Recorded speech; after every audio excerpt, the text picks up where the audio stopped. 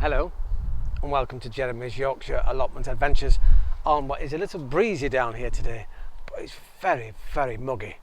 So sit back, relax, get yourself a cuppa and enjoy today's show.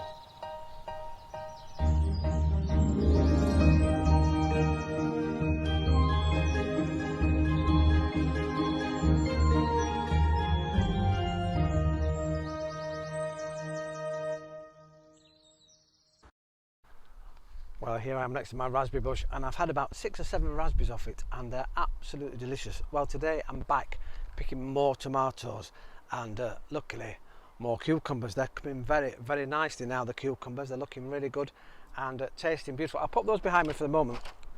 And well, I've been cutting as much as I can the tomatoes on the vine. So there we are, look.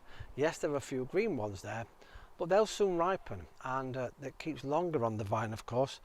Now, I went to a shop this morning. I was happened to be nosying at their tomatoes, and let me find the one I was going to show you. I can't find it now. But say, for example, that one there. They were £2.50 for that many tomatoes. And tomatoes on the vine, which is what we grow here. And I know a lot of my viewers are growing the same, with lots of different sizes of tomatoes. But what do you do with them? Because at the moment, some are starting to split when you pick them, so they're getting a bit squishy and squashy because they need picking virtually every day now, and I had left these, so I've lost 1 or 2. But what happens to those? Don't throw them away. This is what I did yesterday. I made a tomato sauce for my chili con carne and put all these in. All you do is chop them in half or quarters, however, and stick them in a pan and add garlic if you wish and some chillies, which is what I did here. And actually my chillies are from here on the allotment. And it's unbelievable, actually. Minutest chillies. In fact, here's a picture. Why not? We always do that, don't we? Of my chillies here, and they're not even as big as my nail. And I picked them off and chopped them in half and put them in the chilli. Well, I've never tasted heat like it. Luckily, we put more tomato sauce in, so it calmed it down a little bit after cooking. But then, of course, I had one in the chilli whilst eating it later on. And I didn't realise it was there. I bit into it and I've never had heat like it in my mouth for a long time. It was very hot, but wonderfully hot, alive, tasty, vibrant. It took a while for my mouth to calm down, but the exciting thing is I've grown that here in my greenhouse and it's just fantastic to be able to go and pick just 3, that's all I picked, and put them into something that I'd made my own tomato sauce with my own chilies and own garlic. So again, saving an absolute fortune at the shops at the moment. So we're going to really look at, in the next few months, what we can plant, where and how for next year. If you've got carrot seeds, you can still sow carrot seeds at the moment. I've got my beetroots and my cabbages for winter that I will be putting in very shortly into the ground. Have now been transported from little pots into the bigger pots and let them establish for a few weeks, and then they'll go into the ground over winter, of course covered with cloches to protect them from some of the harshness of winters that we get here in the UK. Well, here I am sat next to my purple sprouts that are just outside and uncovered, and it's been a bit of an experiment, and I apologise to these here because they are now ravaged by the cabbage white and caterpillars.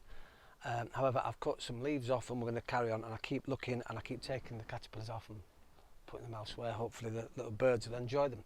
And but the little sprouts are coming, so it means even though they're being destroyed sort of, the outsides anyway, all the leaves, the sprouts themselves are still developing. So fingers crossed we'll get some sprouts off here. The ones in the polytunnel or the covered greenhouse, they're doing really well because obviously nothing can get to them. So I've learnt my lesson, I think, that things do really need to be covered, or you have to find some way of protecting your plants from, of course, the cabbage whites and all those pests that we don't really like because they eat our plants. And I know some are very beneficial because, of course, they eat every other thing that wants to eat something else. So there's a whole list of things, but it shows you that they're still going. However, I'm sat here having a lovely time, and I thought I'd just talk you through what you can actually sow now or in the next few weeks to get you over winter. And it means early next year you'll be picking produce early. You can still buy potatoes to go in now. I've just put some in my ground, and so fingers crossed they'll come up and maybe possibly be ready for consumption at Christmas, although I have got some already that I can take out in the next few weeks and just keep and store them, and we can have those on Christmas Day and into a few weeks to come. Now, cabbages. So I've got a winter cabbage here. They can be planted outdoors, straightly out, and July, August, so we're into August now, so they can still be planted, and they'll be picked then February, March, April, May, so they can go right through to winter.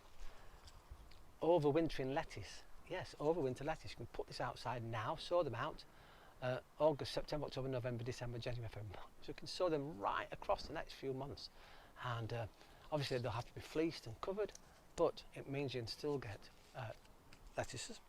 Carrots, just been talking about these can go in right up to the end of August, so I'm going to pop some of those in, although I've got quite a few carrots at the moment. So cauliflowers, from now to the end of October you can sow those, and it's worth, as I say, if you can get out to some of the garden centres, some of the shops, they are selling them, although a viewer, Darren from Wakefield, has said he's tried to look around his local shops and nobody at the moment is reducing their seeds, so maybe get yourself off to home base and Wilkinson's, because I know they definitely are. Speaking of Darren in Wakefield, an amazing job you're doing. You're now going to put some cabbages in and some beetroots over the next few weeks. Thank you for those. And you've actually lined the inside of your shed. Look at that, marvellous. It's looking really, really good. And you've built yourself a little potting table, and so you're really, really getting there. So once again, thanks for those. And finally, I'm going to plant some basil, red leaf basil, and that can go all year round, it says, so I'm going to sow some of those as well. And it's just going to go into really compost that's filled, so a special vegetable compost. I've actually bought some actually, and it's for vegetables, and these will help them through the next coming months to establish. Isn't it exciting? Well, I hope you're fired up, and we'll put some seeds, get there, out there with your friends, don't forget, and let's all have a successful growing season. Let's carry on. It doesn't just stop, you know. Once again, thanks very much for watching Jeremy's Yorkshire Allotment Adventures, and I'll see you next time here on the Sunday Show. Ta-ra for now.